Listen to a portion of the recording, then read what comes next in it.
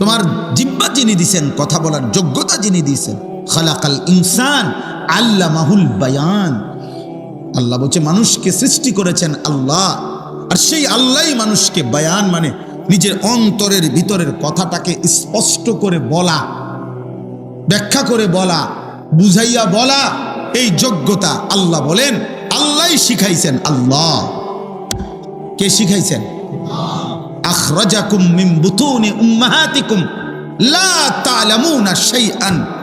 আল্লাহ বলেন আমি আল্লাহই তোমাদেরকে তোমাদের মায়ের পেট থেকে বের করে এনেছি।